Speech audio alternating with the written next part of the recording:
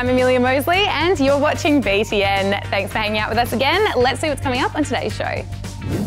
We find out why international tourism is causing some troubles. Learn why risky play is actually important. And meet a young Paralympian on his way to Paris. We'll get to all that soon, but first today, to emissions targets. That's something Australia's politicians have been talking about recently, since the opposition leader said he might change them if his party gets into government. But what are they and why do they matter? Michelle found out. Paris. Known for the Eiffel Tower, the beret, the baguette, and the Paris Agreement. The Paris Accord. The Paris Accord. The Paris Agreement. yeah, that. Not quite as romantic, but still very important. The Paris Agreement was created back in 2015, when world leaders came together in, well, you guessed it, Paris, and agreed to take global action on climate change. L'Accord de Paris. The Paris Climate Agreement is accepted. They set a whole lot of targets, with the main one being to stop average global temperatures from rising 2 degrees by the end of the century. You see, if you look at this graph of global temperatures over the last 200 years or so, you'll see the world's been getting hotter. Something else has also been rising in that time, and that's fossil fuel emissions. Notice a pattern? Well, scientists certainly do. They say the gases that are released when we burn fossil fuels are trapping heat in the atmosphere like a greenhouse, which is causing the climate to change. And they say if this pattern continues, we're in big trouble. The difference between 1.5 and 2 degrees could be the difference between extinction and survival for some small island states and coastal communities. While 2 degrees might not seem like much, remember that's an average, and experts say it would come with a whole lot of extreme weather, dangerously high sea levels, and shortages of food and water. To stop that from happening, 195 countries agreed to reduce greenhouse gas emissions and reach net zero by 2050. Net zero doesn't mean no emissions. It means you only produce as much as what nature or new technology can remove. And that's not easy, which is why before 2050, countries are allowed to set their own smaller goals. And for Australia, we have to reduce our emissions to 43% less than what they were in 2005. To get there, Australia and other countries have been working to replace fossil fuels with greener energies, swap petrol cars for electric cars, and plant more trees which absorb carbon dioxide. So, how are we tracking? Well, research from last year found that global CO2 emissions are still rising, but they aren't rising quite as fast as they were.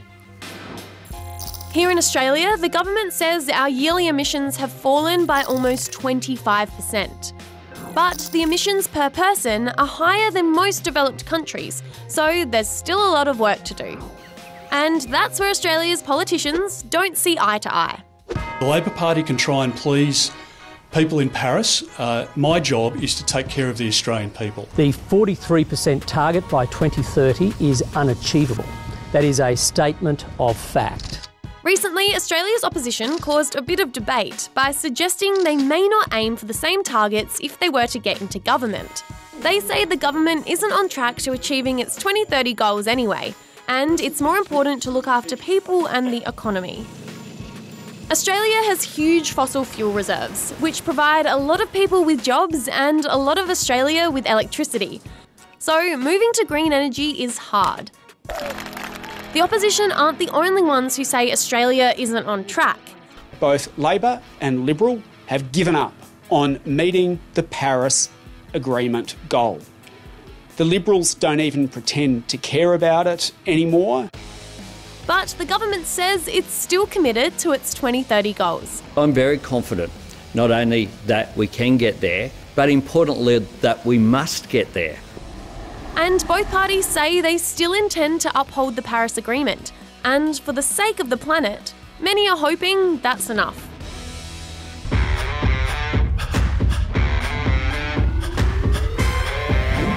Australia's opposition wants a ban on social media for anyone under what age? Is it 13, 16 or 18? It's 16. It's inconceivable that you would just allow your 13-year-old to go down to a local park and just start mingling with any random person who comes by. Opposition leader Peter Dutton says his party will bring in a ban if it's elected, and the government says it's also in favour of a new age limit. 16 is a reasonable age. This decision is serious, a hard one. What serious decision did the French President Emmanuel Macron make last week? Did he resign, call an early election, choose a new Prime Minister?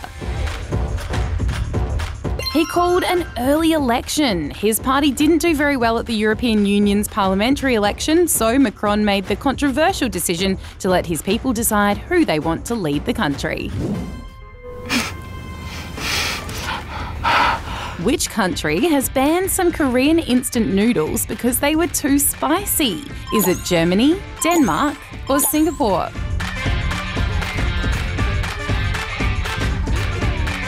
It's Denmark. The country recalled 3 varieties of Samyang instant noodles because health authorities said the level of chili extract was so high it could poison people. And whose portrait was vandalised by animal rights activists last week? It was the King. The protesters from a group called Animal Rising pasted a picture of Wallace from Wallace and Gromit over the portrait of the King, which was only unveiled recently. There is a protective coating on it, and the art gallery says there was no permanent damage. Have you been on a holiday lately? Well, travel is something people are doing a whole lot more of since the end of COVID restrictions. But not everyone is happy about it. Overtourism is causing some big problems in the world's top destinations. And some countries have brought in new rules and even taxes to control the crowds. Here's Justina to explain. Welcome to Jolly Journey, how can I help? I'm looking to book a holiday. Sure. Oh, we've got some great prices on dirty beaches and overcrowded towns. Plus, you can help drive up the housing prices for the locals. Look, I don't think that's what I'm after. I think it is.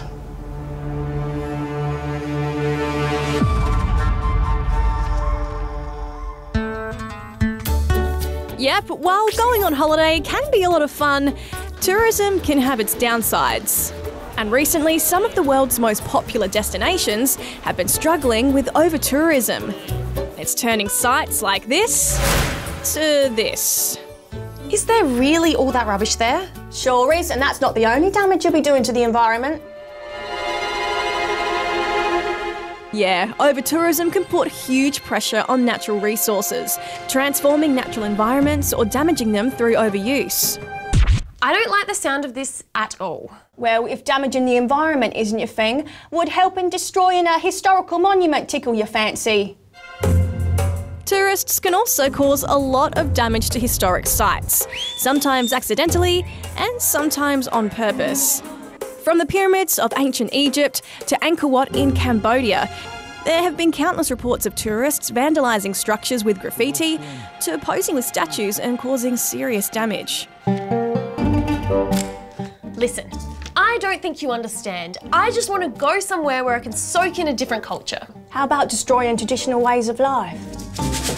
In some places, tourism can lead to local people changing their way of life because it's more profitable than traditional ways of making money. And important parts of their culture can be turned into tourist attractions. Plus, in some popular tourist areas, it's more profitable for businesses to cater for tourists than locals, meaning that they miss out on the goods and services that they need. There's also been a lot of anger around the world about the effect tourism is having on housing prices. More than half of the rentals are holiday rentals, which leads to a price increase that is unaffordable for local people and for workers. In places like Spain's Balearic Islands, it's become really hard for locals to buy a house or rent. We can't live with rents at the prices they're at. Workers are being driven off the island. This is awful. Someone should do something about this.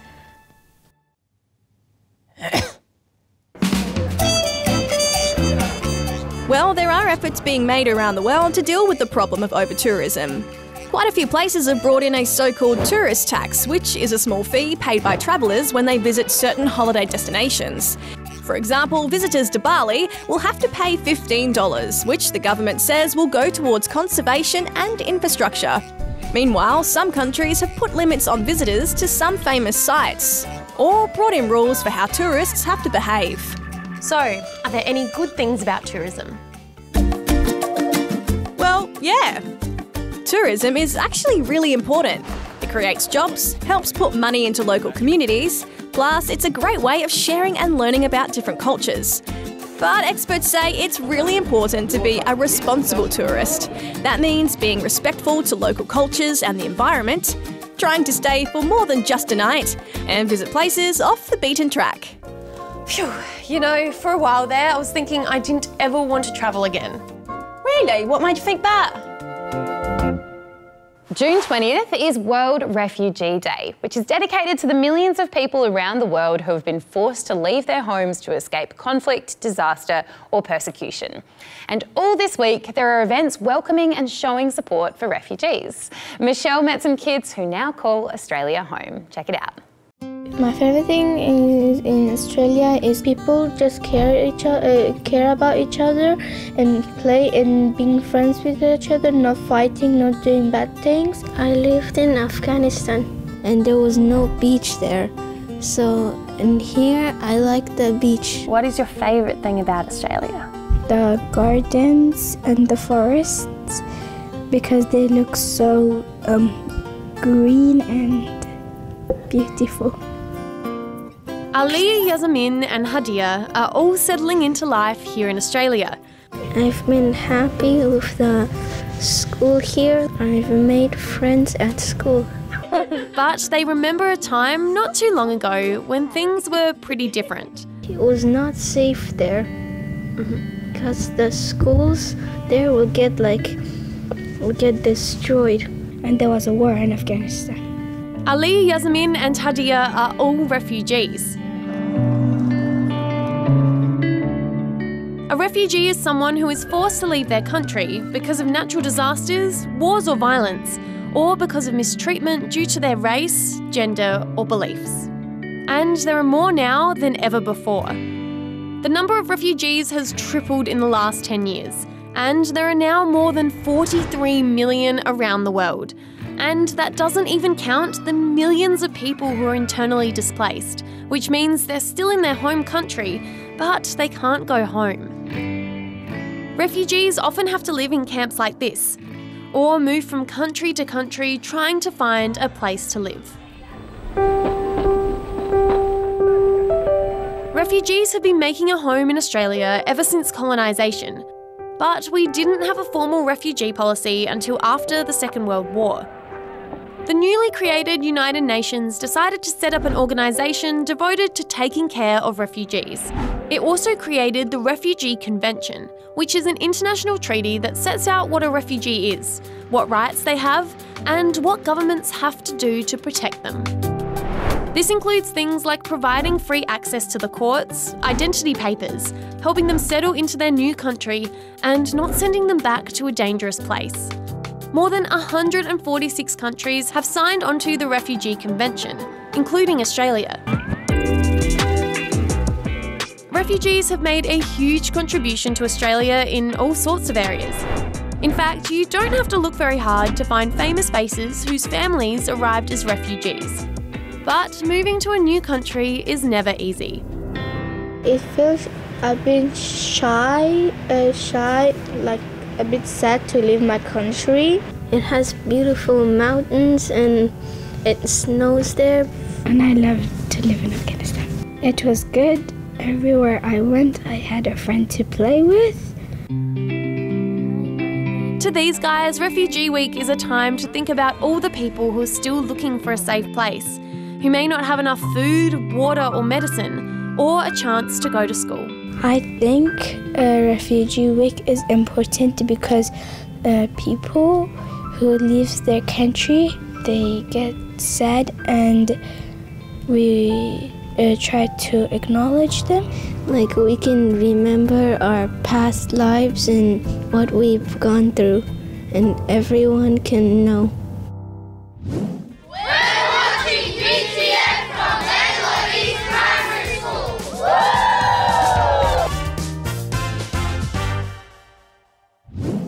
Now, do you reckon your parents did more potentially dangerous things growing up than you do?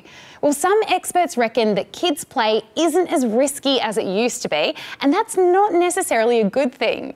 Cushy found out why taking risks can actually be pretty important. Back in my day, I swam from continent to continent to get to school. I had to walk 200 miles to the store, barefoot, on one leg. Yeah, while things may not have been that extreme, you've probably still heard a whole lot of stories of all the things your parents or even your grandparents used to do back in the day. One time my mum climbed a tree and she dived into her pool in the backyard and she literally chipped her tooth right here. My dad, when he was younger and growing up, he went rollerblading. My mum used to go for really long bike rides as a kid. Do you think your parents would let you do something like that now? No. My parents don't want me to be that big of a daredevil. Experts say it's true. Kids in the old days used to take a lot more risks. And while that wasn't always such a great thing, risky play did have its advantages. Risky play is basically when you do something, well, risky.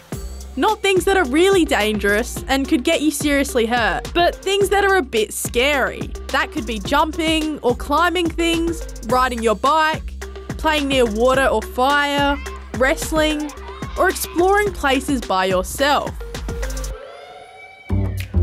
Risky play gives children a chance to experience perhaps a feeling of uncertainty, maybe a sense of fear, maybe a sense of something thrilling. Dr. Anthea Rhodes is a paediatrician, and she says risky play is a major part of our development. It teaches us how to challenge ourselves, how to manage fear, and how to tell when a risk is too big. Ow! We need to jump off things or even fall when we're little so we know it hurts. That way, when we're older, we know what our limits are. Dr. Rhodes says risky play can also be really important for mental health. If children do have exposure to risky play experiences in earlier childhood, then they're less likely to exhibit anxiety down the track when they're adolescents and teenagers. So we know it's important, then why aren't we doing it?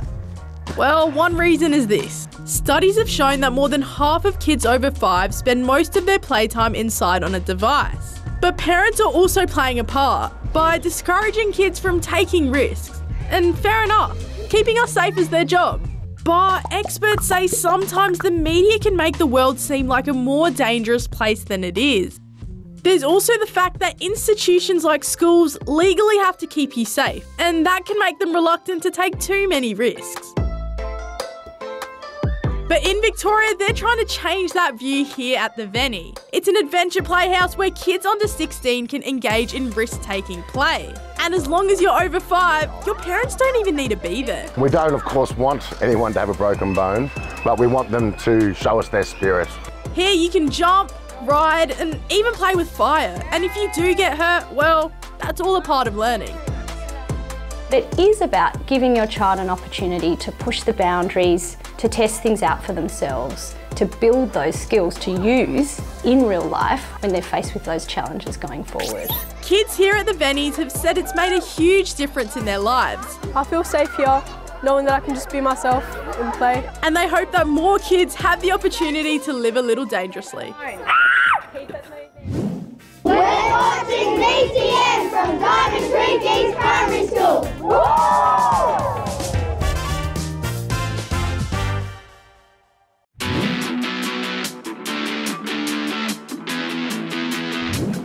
This year's Euros have just kicked off, pitting 24 countries against each other. It's one of the biggest events on the soccer or football calendar, and this year's host nation, Germany, got off to a blazing start, demolishing Scotland 5-1. England's campaign isn't looking too bad either, securing a 1-0 win over Serbia in their opening match. to AFL, Dusty Mania took over the G on Saturday as Dustin Martin celebrated his 300th game in Richmond's clash against the Hawks. The game got off to a flyer when the star himself kicked the opening goal. From 50, the crowd lights up. Dustin Martin, of course. But the Hawks went on to spoil the party, crushing the Tigers 97-49. And after an intense week of swim trials, our Aussie Olympic swimming team of 44 Dolphins, as they're called, is now locked in, including Olympic veterans like Kaylee McEwen, Kyle Chalmers and Ariane Titmus, alongside 23 debutantes, 8 of which are teenagers.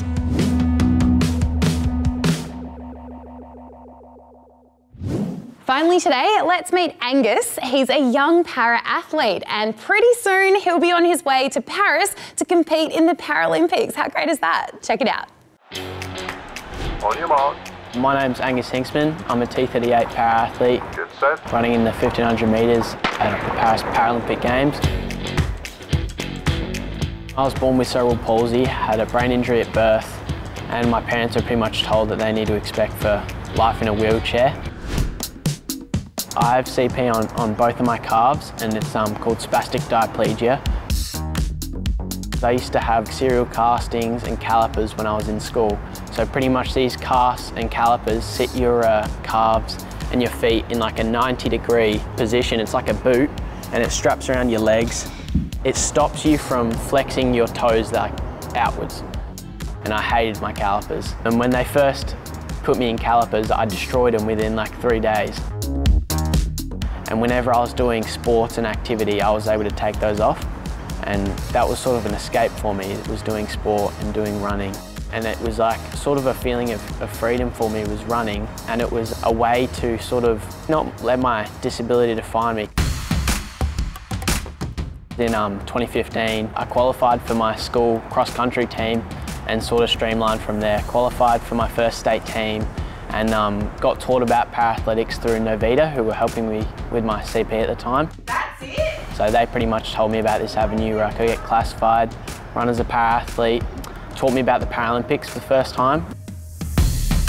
So there's a ton of classifications. I think there's 5 cerebral palsy and coordination impairment classifications ranging from T38 to T35. So T38 is the mildest of the cerebral palsy and coordination impairment classification. That's my classification.